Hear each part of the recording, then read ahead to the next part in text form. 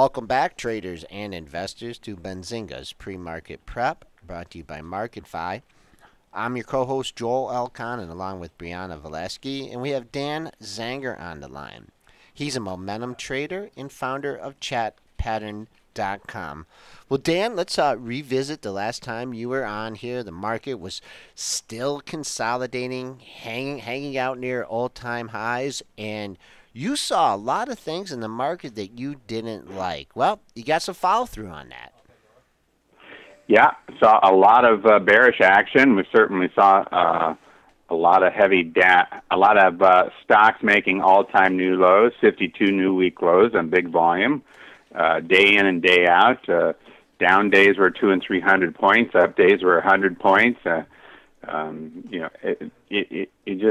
It was such a red flag that this market is going down. It wasn't even funny. We also talked about the Asian contagion and how quickly stocks had dropped during that period after the Thai baht was devalued. So, it seemed reasonable that we were going to get the same action from the Chinese devaluation. It's exactly what happened. What did it take, 5 days for the market to drop 10%? That was a stunning blow for many. And then a snapback trapped a lot of people. Unfortunately, you got to have at least a retest on that. That usually takes anywhere between 2 and 12 weeks. We got a lot of that yesterday. That's about 4 weeks out from the original move down. So we're looking at what is potentially a lot of double bottoms here, or a retest. Certainly the Russell has undercut prior lows. The NASDAQ and S&P are at those areas now. I'd like to see them come down still further, though, and undercut them instead of hanging right at them. So I'm not sure, that this is over with yet. Yeah, we're getting some questions in the chat regarding that. We'll go into that in a minute. I just wanted to further look at your analysis. Volume, you noticed that the breaking of strong trend lines on heavy volume. So that, that was really like the key, that when you saw this just wasn't a light volume. I mean, you had light volume, obviously, when all those stocks traded down on the flash crash. But now you're seeing heavy volume coming in and breaking strong trend lines and rising channels here. Do you think that this is, people are coming into the market to sell, and to buy the dippers are getting a little bit tired? I think the dippers are getting a little bit tired. I would probably use the term wiped out, not tired. I think that they're just getting decimated, actually, and they're so bruised up they don't want anything to do with the market, so they're standing back. Earnings have really come to a standstill for most big cap companies, especially with the strong dollar. The earnings power has just evaporated. Nike popped up on 5% revenue growth. They're expecting 3%. They got all excited because it's an extra 2%. Hard to believe that's the environment we're in. Revenue's up 2, 3, 4, 5%. It's not exactly something that can sustain a large market move. And the trend is broken. The 5-year uptrend is broken. That's significant. You're just not going to have stocks just turn around and run back up to 2,100 on S&P and jump back in the channel again. The channel is broken, and it's going to take significant work to rebuild either horizontal work or descending channel work, either one, before you see anything meaningful happen. By the way, we were noting in chat, someone had brought up that the last time we've had two 8-year cycles here, starting with 2000. They mentioned the bottom of the market in 2000. Market topped in 2000, went down, went up from 2000 to the top in 2007, came down till the bottom of 2009, the full time that George Bush was in office. And now it's possible here, after 8 years of Obama in office, that the market has gone from a bottom to a top, and now starting to come down again, more or less a changing of the guard. And I had pointed out that the same thing happened really when Clinton took office in 1999. That was really the start of the big bubble run that led up into 2000. So it's kind of like this 8-year presidential cycle. We talk a lot about the presidential cycle, the third year, the first year, the second, and the fourth year, but there's this long 8-year cycle that goes on. So if you So do you have some? overlay a new president coming in for eight for 2 terms in 8 years, you'll see these large 8-year moves on the market. Wow, you're getting really bearish here on me, Dan. Do you have any? Well, you were bearish before. You're getting more bearish. Do you have any downside projections? Well, I mean, you can have all kinds of projections. It's just at some point exhaustion will take place, and we'll find a new bottom. I mean, many people are talking 1730, 1750, 1780, 1800. Anywhere in there. You can overshoot to the downside. You could get further down. You could stabilize right in here. Bases will form at some point, so people are very anxious. I got to get in. I got to find that bottom. They're licking their chops. When does that bottom happen? I got to be there for that. I got to be there, all in on the bottom. And this is where a lot of people get killed. Where I take the stance that show me a super base with some super earnings, and you're going to find a stock that really accelerates. I'm just going to wait it all out until I find that perfect combination, find that perfect storm, and ride it up. I don't need all this other fluff. Jump into 20 stocks that you think that the market has bottomed, and 18 of them are going to continue down. And then we're going to continue down still further. What is that? So earnings are decelerating. Global growth is slowing. That's not an environment for higher stock prices. All right, we got a couple questions coming out of the chat here. The first one's from the Admiral. When you perform your market research, what percentage of your time do you spend on fundamental analysis, and what part do you spend on technical? I would probably spend 80% on technicals. First, I have to scroll through all of my charts in my database, about 1,300. That's on weekends. Midweek, I might size that down to 400 to 600 stocks, looking for specifics in the chart, not only chart patterns, but intraday specifics on a daily bar. So I'll spend 80% of the time on that. Probably maybe 20% on fundamentals, if that. Usually the fundamentals come more at earnings season time, or if I found a stock I don't know too much about, then I'll get in and do some research, such as reading up on its past 8 quarters of earnings. And that's really about it. When you do your technical analysis, you talked about volume, and the question is, do you have your own indicator for that? For the volume, are you just looking for big spikes? Also, what other things are you looking for? Well, I do have my own indicator. You can find it. It comes with a new e-signal. It's called the ZVR, Zanger Volume Ratio, and it is streaming in real time and giving me how many, all the stocks. I'm doing a sort and doing a volume analysis on every stock, which is running, has very high volume at that time of day for its last 20 or 30 days. So every bar is analyzed, and then it starts to sort which stock has very big volume. So I'm looking for the stocks with big volume on up days, and at the bearish, I'm looking for big volume on the down days. Okay. All right. Moving in here to some individual issues. Well, first of all, is there anything that, you mentioned Nike had that big pop after earnings and came down. Is there any issues that, you're still, the chart looks good to you and you're looking at to play from the long side?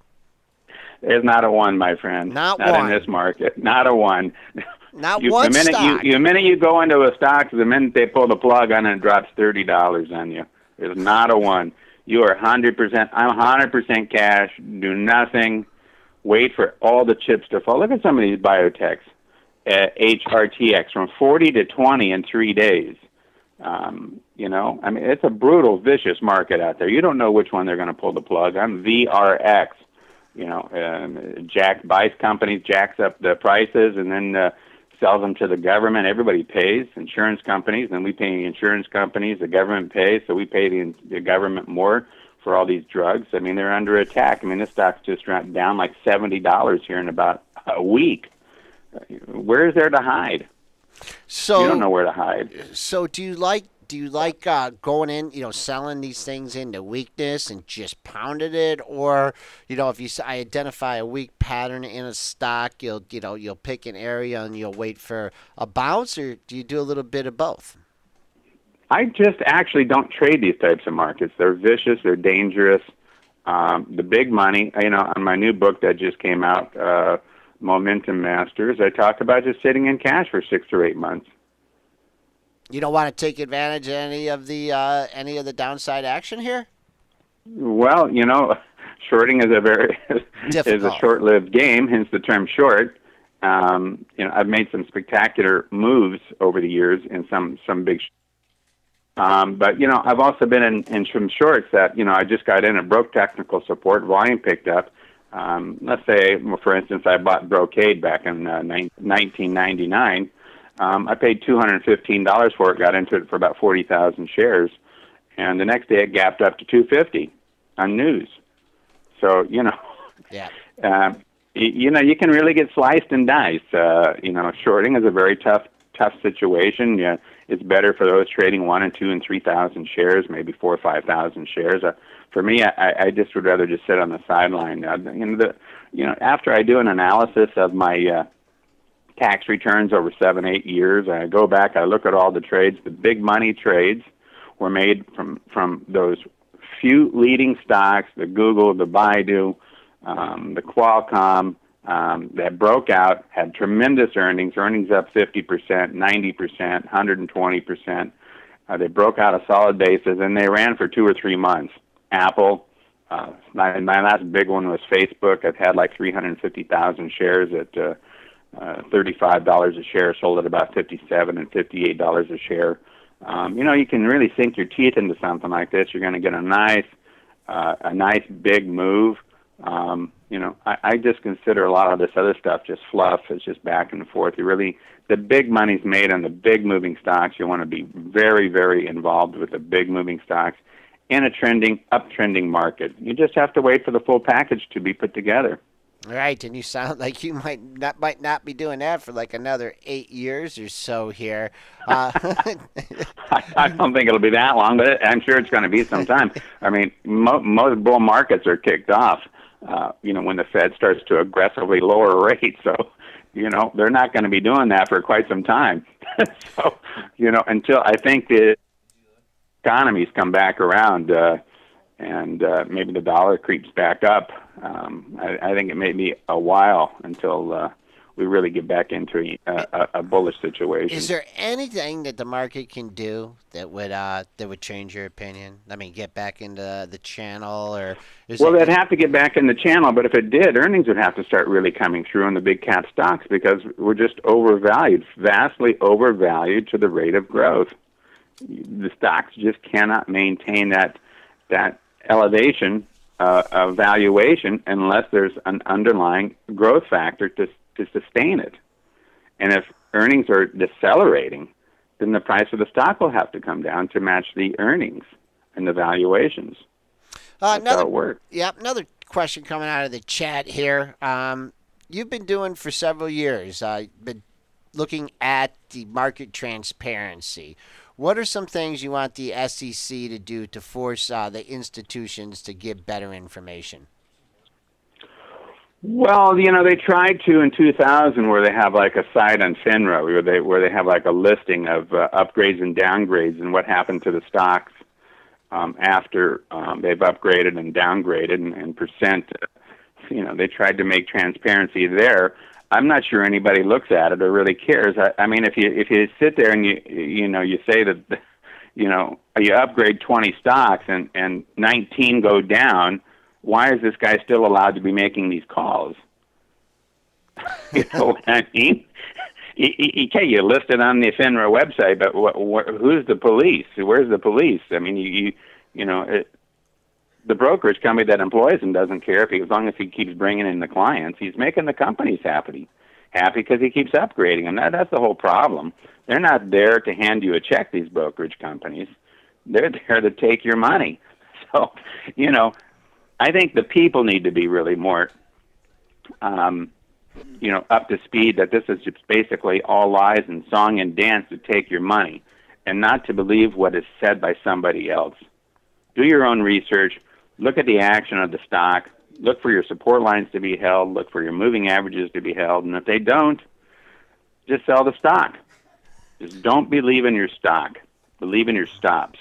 And we always get questions about your that 18-month period that you had. Do you have that information on your site? That I do. It's on my site. It's on under about Dan Zanger. You can click the tab, and down below it'll say Efron accounting work. So you'll see that there. Okay. All right. What about gold? Can you hide in the gold market here? I'm trying to get you to buy one thing here, Dan. I'm trying to get you to say, you're making me people so have been asking me, can we hide in gold here? You know, is that going to be the counter trend? Gold is still in a monster bear market, as you know. It's down some, I don't know, 800 points or so from where it used to be. I'm not sure you can get any more bearish than that. Commodities in general are bearish. I don't really see gold in an uptrend yet. I do see a nice little bottom on the GLD at 103, kind of ripped up to 111, came back down from like a 61% retest and moved back up. So overall, it has a nice descending trend line. I'm not sure that it's ready to start an up move yet, especially when commodities are so out of favor. It is a commodity. So, you know, and printing, you know, it used to be, well, they're going to start printing all this money, creating all this inflation, and gold is the perfect hedge against inflation. But what do we have? We have deflation. Okay, we've been So they printed all this money, and that's all it's done is you know, pushing on a wet string. Is not doing anything. So, you know, actually, since Reagan started printing money and creating more debt, that, you know, when interest rates are at 21%, the more debt they've created, the more the interest rates have gone down. Pretty ironic, you know. We've been on the line with Dan Zanger. He's a momentum trader and founder of chatpattern.com. Dan, thanks for coming on. We'll talk to you again soon. Thanks so much. Bye-bye.